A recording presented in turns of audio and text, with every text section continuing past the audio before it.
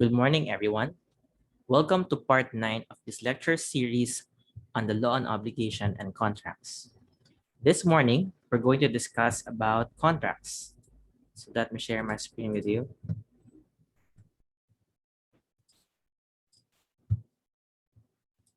Okay. We start with Title 2 of the Civil Code. Let me pull out my PowerPoint first.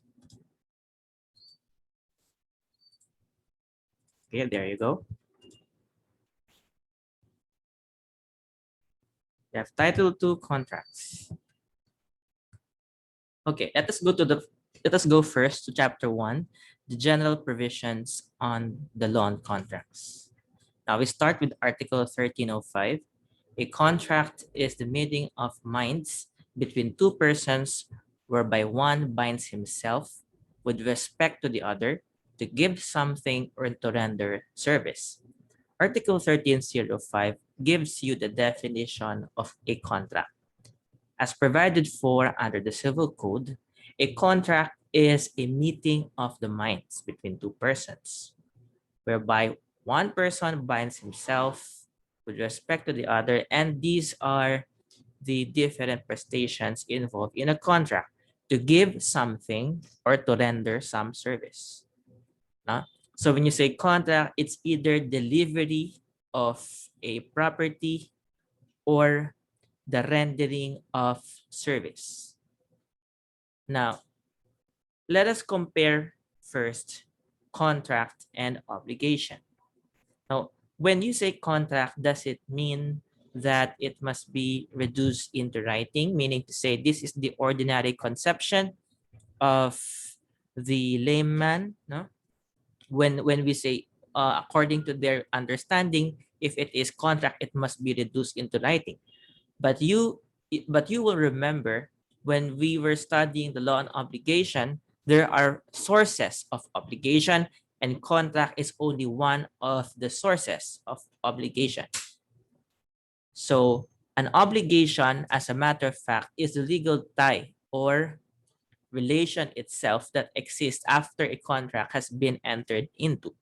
Now, obligation is defined as the juridical necessity to do, to give, to do, or not to do, while contract is the meeting of the minds. Now, a contract does not exist without an obligation. If there is a contract, then it follows that there is also an obligation. But the same is not true with respect to obligation. In an obligation can exist even without a contract. How could that be, class? How can an obligation exist even without a contract? Well, you go back to our discussion on the sources of obligation. What are the different sources of obligation? Law, contract, quasi-contract, delict, and quasi-delict. So you can see that there are other sources of obligation that goes without saying that an obligation can definitely exist even without a contract. Now, let us compare contract to an agreement. A contract is enforceable through legal proceedings, while an agreement cannot be enforced by action in the courts of justice. A contract must be lawful, but an agreement is not necessarily lawful. No, it is broader in scope. Now, all the requisites for its validity under the Civil Code must be present if it is a contract. On the other hand, an agreement may not have all the elements of a contract that create legally enforceable obligations. Now, contract, these are all agreements, while agreements are not all contracts. Okay? Let us go now to the different classifications of contract. First, according to name or designation, a contract can be nominate or innominate. A nominate contract, there is a specific name or designation provided for by law, while an innominate contract is that where there is no specific name or designation provided by law. Number two, according to perfection, A contract can be consensual. It can likewise be real or formal. A consensual contract is a contract which is perfected by mere consent, now from the term itself. A real contract is perfected not upon meeting of the minds, but upon delivery of the thing, subject of the contract. Now, on the other hand, a formal contract is one which is perfected by conformity to essential formalities required by law. So you have to remember consensual, real, and formal. Now, these are contracts classified according to perfection. Now, if you will ask me, what are examples of consensual contract? Now, for example, a contract of sale. Upon the meeting of the minds between the seller and the buyer, a contract of sale is perfected. What about a real contract? Now, under the Civil Code, a real contract requires delivery before it is perfected. So what are examples of real contract? We have an acronym for that, PDC. No? P as in pledge, D as in depositum, and C as in comodatum. In these contracts, they are perfected not by mere consent of the parties, but upon delivery of the thing. For example, in a contract of pledge, what is a contract of pledge, by the way, class? A contract of pledge is an accessory contract in order to secure the payment of a loan. Sa Tagalog, class, pledge is sangla. No? Sangla or the pawn shop. Sangla. Now, if you will be pawning or pledging a personal property, say for example, your cell phone or your jewelries, if you have, na, these properties, these personal properties will have to be delivered by the pledger to the pledgee before the contract of pledge is perfected. So the other one is depositum and the other one is the contract of comodatum. All of them will require delivery before the contract is perfected. Now, what is another contract which is real according to perfection? Now, aside from the acronym PDC, no, pledge, depositum, comodatum, is there another contract under the Civil Code which requires delivery before it is perfected? The answer is yes. Now, what is the last contract which is considered as real contract? That contract is called as the contract of mutuum. Contract of mutuum or simple loan. A loan class is a real contract. It could not be perfected unless and until that the money subject of loan is delivered from the creditor to the debtor. Without delivery, a contract of mutuum or simple loan cannot be perfected. Okay? Now, what about example of formal contracts? For example, the contract of donation. A contract of donation must be in writing or in a public instrument depending upon the subject matter of the donation. If what is to be donated is a real property, then the contract of donation or the deed of donation must be in a public instrument. You say public instrument, that means that the contract of donation or deed of donation must be notarized. No? Okay. Now, so these are the contracts according to perfection. You have consensual contract, real contract, and formal contract. What about contract according to cost? You have onerous, remuneratory or remunerative, and gratuitous. You say onerous contract, this is a contract with valuable consideration. It is reciprocal obligation. On the other hand, if you say remuneratory or remunerative contract, it is a service or benefit which is remunerated.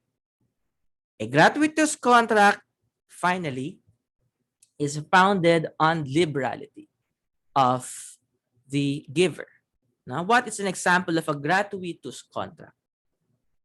A contract of donation. In a contract of donation, the donor transfers ownership over the property donated to the donee without payment of consideration. Because in a contract of donation, the consideration involved is not payment, but mere liberality on the part of the donor. No? Okay, let us go to another classification. According to form, it can be informal or formal. Informal, it can be entered into in whatever form, provided all the essential requisites for their validity are present. A formal contract is required by law for its efficacy to be in a certain form. According to validity, it can be valid, rescissible, voidable, unenforceable, and void. A valid contract possesses all the legal requirements and limitations for all the type of agreement involved and are legally binding and enforceable. A rescissible contract is a valid contract, but because of economic injury or damage, one of the parties or to a third person, contract may be rescinded. A voidable contract class is also a valid contract until annulled, meaning unless and until the contract is annulled or avoided, meaning its efficacy is extinguished by the court, then they remain to be valid. No? Kaya siya tinatawag na voidable. You can void it or you can annul the contract or not. No, it is merely voidable, but it is a valid contract. No, unless there is ratification. Ratification will cure the defect in a valid in a voidable contract. And then fourth, you have here an unenforceable contract. Now, an unenforceable contract cannot be sued upon or enforced unless it is ratified. And lastly, you have a void contract. This is absolutely null and void. As a matter of fact, some authors would describe it as void ab initio. When you say void ab initio, it is void from the beginning. Now, it does not exist at all in legal contemplation. According to person obliged, you have unilateral and bilateral. Unilateral is where one of the parties had an obligation, while bilateral, both parties are required to render reciprocal obligation. According to this, it can be commutative or aleatory. Commutative contract is where one party is considered equivalent to the other, while aleatory contract depends upon uncertain event or contingency, both or loss. Okay? According to status, it can be executory contract, it can be an executed contract. Now, an executory contract is not yet completely performed. Kaya nga tinatawag siyang executory, meaning it is yet to be executed. While an executed contract has been fully and satisfactorily performed. Now, according to dependence to another contract, it can be a preparatory contract, it can be an accessory contract, or it can be a principal contract.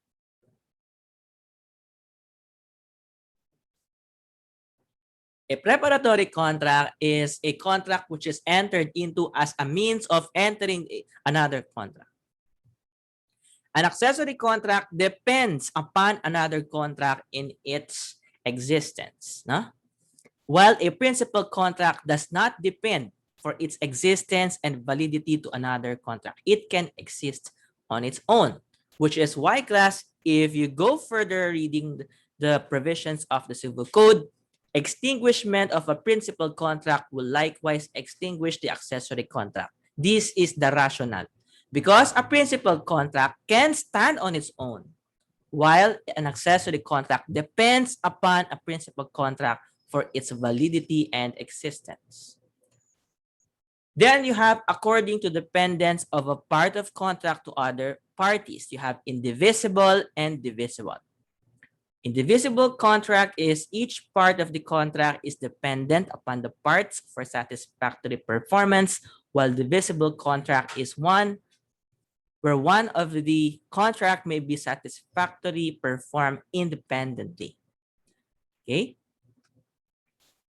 The kind of contract is not determined by its name or title, by its nature or character determined by law or the intention of the contracting parties.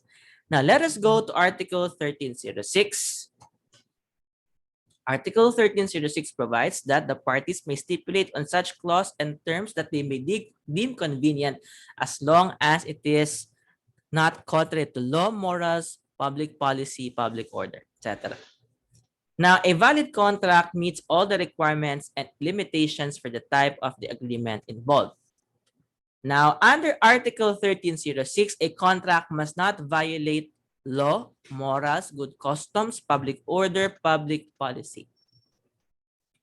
Otherwise, class, if a contract will violate all of these enumerations, then the contract will be deemed as void. Okay. Now, there is also what we call freedom to contract or freedom of contract.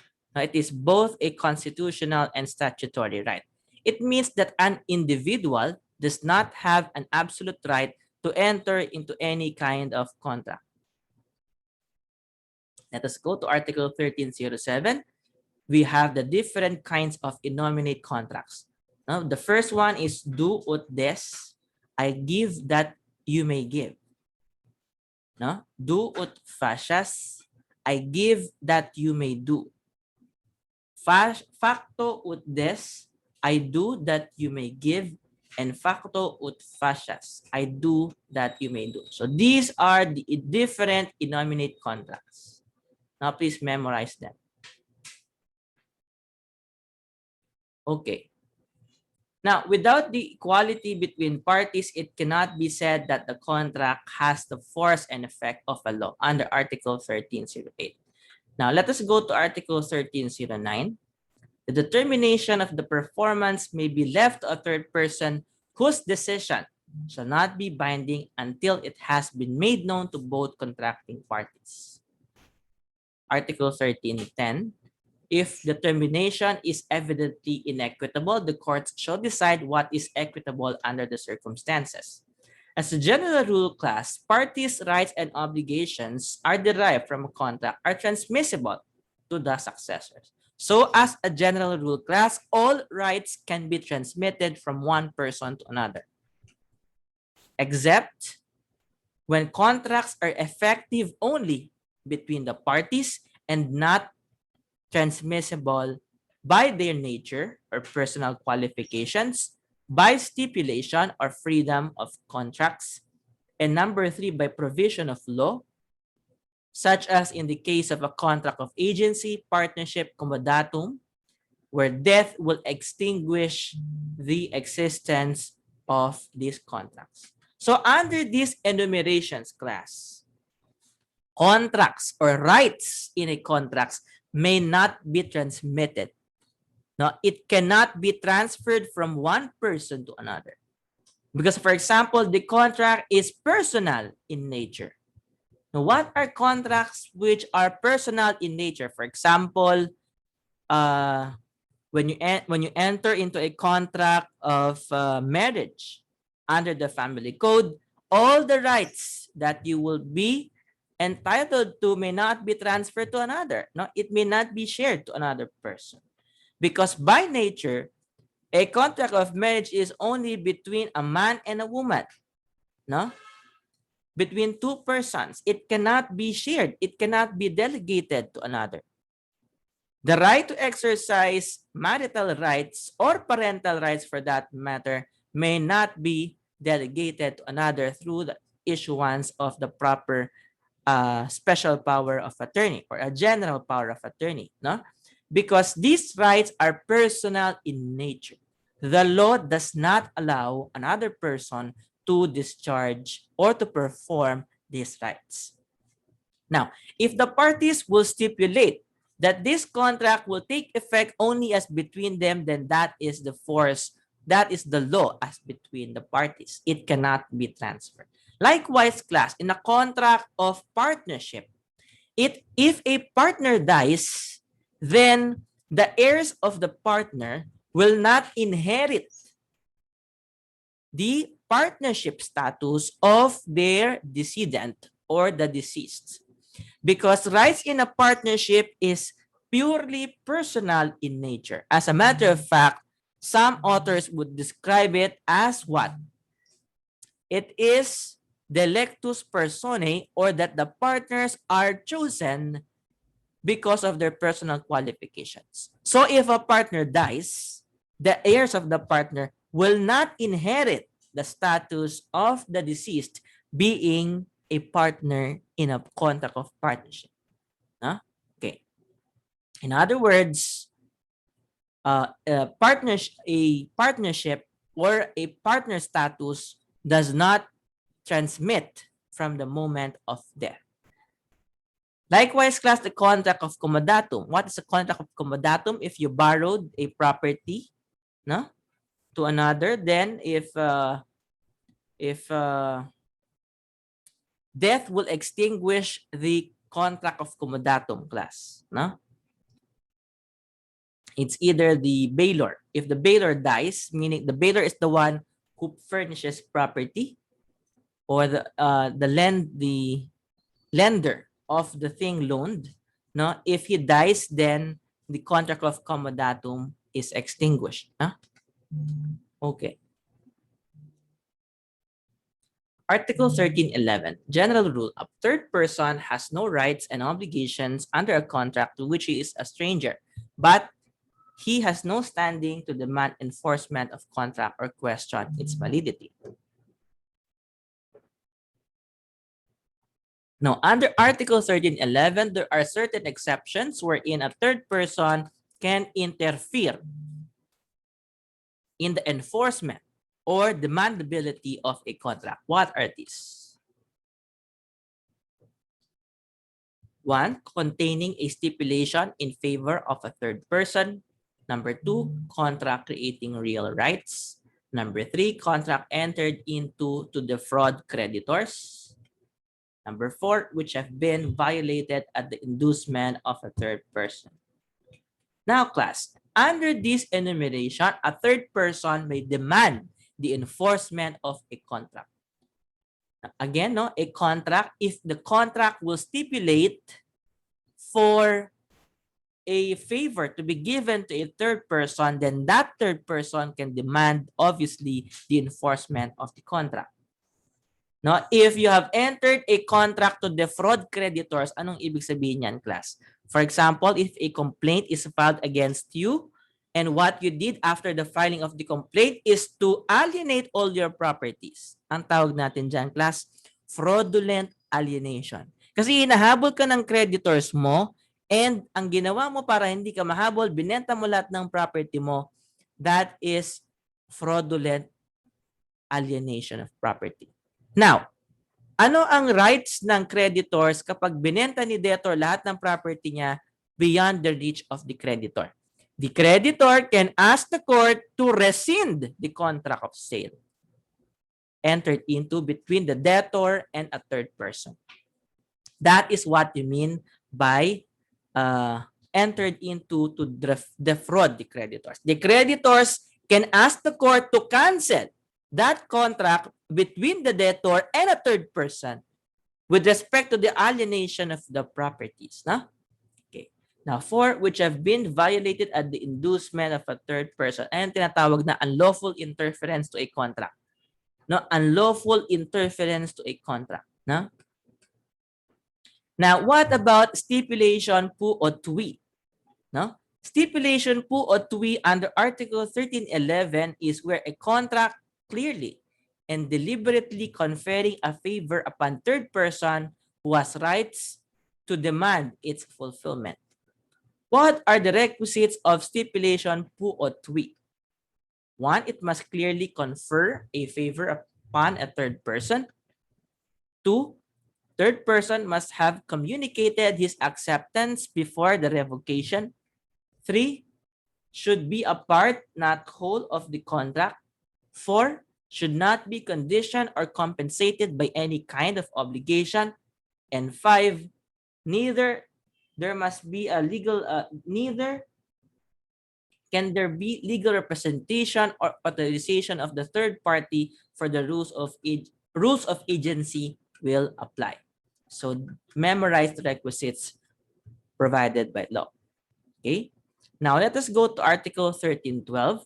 In contracts creating real rights, third persons who came into possession of the object are bound thereby, subject to the provisions of the mortgage law and the land registration law. We go to Article 1313. Okay. Creditors are protected in cases of contracts intended to defraud them. This is what I was discussing. Article 1313 regarding where a creditor can ask the court to rescind a contract to defraud him as an exception to Article 1311. No?